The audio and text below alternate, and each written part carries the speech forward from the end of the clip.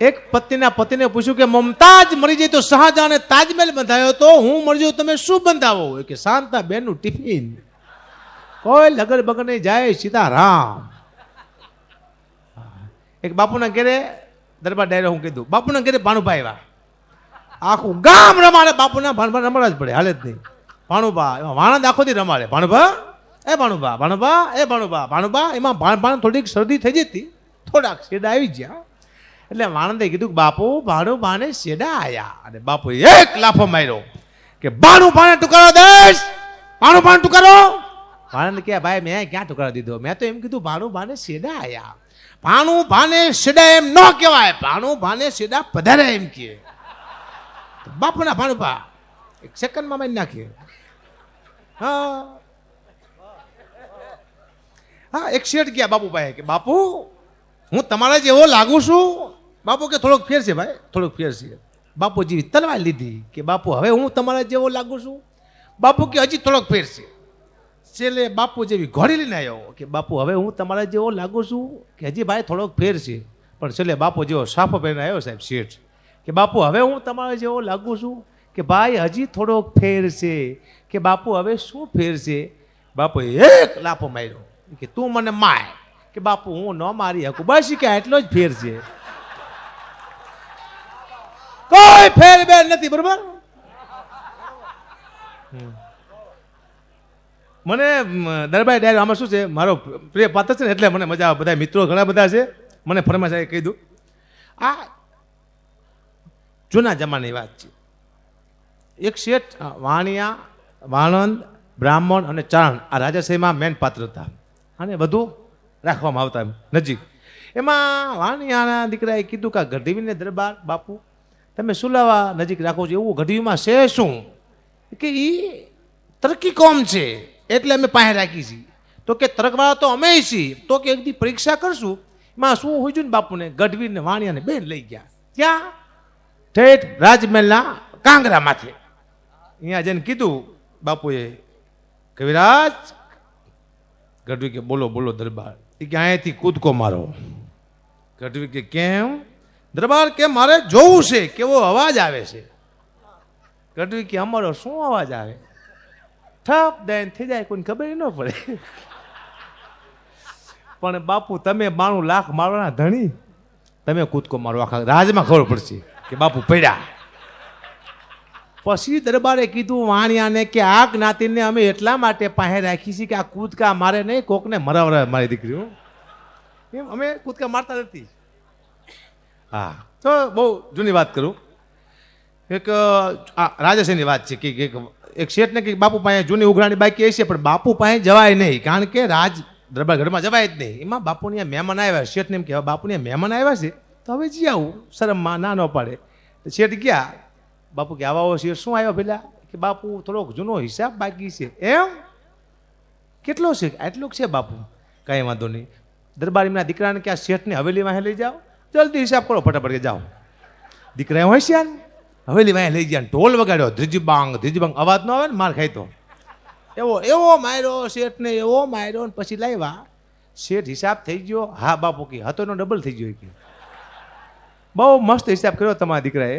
રાજી થયો બાપુ. વયો ગયો. 15 દિવસ પછી શેઠનું આખો પરિવાર રાતે વારું કરવા માટે બેઠેલું. દરબાર ઘરમાંથી ઢોલનો અવાજ આવ્યો.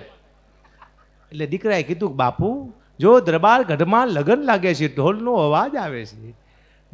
વાણી શેઠનો દીકરો કે કોઈ લગ્ન બગન નથી, જૂના હિસાબ કરતા છે, કોકના મારતા છે કોકને. હું કોઈ લગ્ન ન હોય ભાઈ, બરાબર ખબર ન હોય. એક શેઠ ચોથા માળે રે, બાપુ પહેલા માળે રે. ચોથા માળે જઈને શેઠને 2 લાફા માર્યા. શેઠ કે બાપુ મારો વાંક નહીં, ગુનો નહીં, તમે મને માર્યો શું લેવા?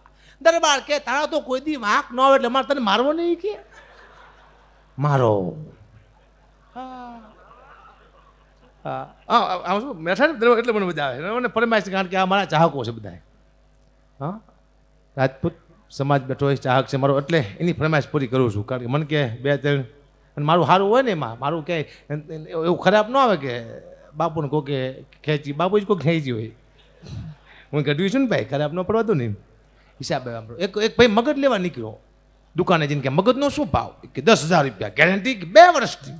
શું ગેરંટી કે સારું વિચારે, ઝડપી વિચારે, જલ્દી વિચારે. આ મગજ નાખીને 20,000 રૂપિયા ગેરંટી કે 3 વર્ષની.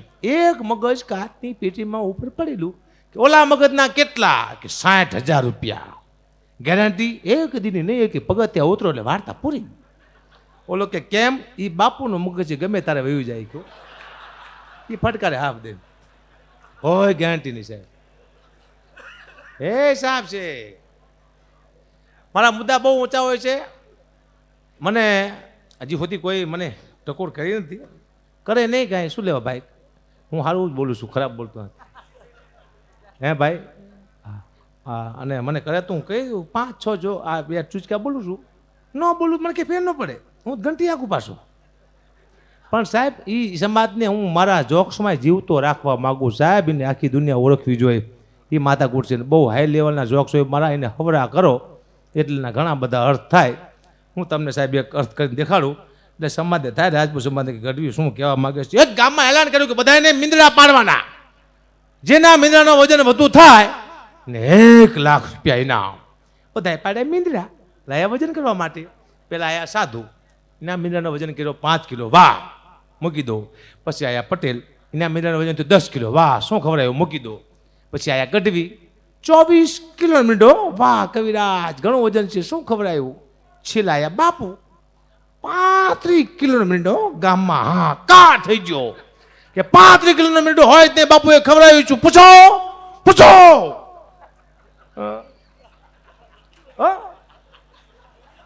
ગઢવી જાય બાપુ ભાઈ, બાપુ 35 કિલોનો મીંડો ન હોય, શું ખવડાવ્યું? દરબાર કે કોઈને કહેશો નહીં ને? ગઢવી કે કોઈ ના કહું. દરબાર કે મીંડલો નહોતો. ગઢવી કે તો એ કે દીપડો હતો, મેં એને 2 વાર ભીખો રાખીને મીંડલો કરી નાખ્યો. બાપુ એ ખાવાનું હોય પણ મને ગમ્યું હો સાહેબ. તમે દીપડાને મીંદડાને ખવડાવીને દીપડો ના કરતા તમારો હામો થાય છે, પણ દીપડાને ભૂખો રાખીને મીંડો કરી નાખજો, તમારે કોઈ જિંદગી વાંધો નહીં આવે. એ જ મેસેજ, બહુ મોટી વાત છે. મજા આવી, મજા આવી. મોબાઈલ સાહેબ, મને મોબાઈલ બહુ ગમે.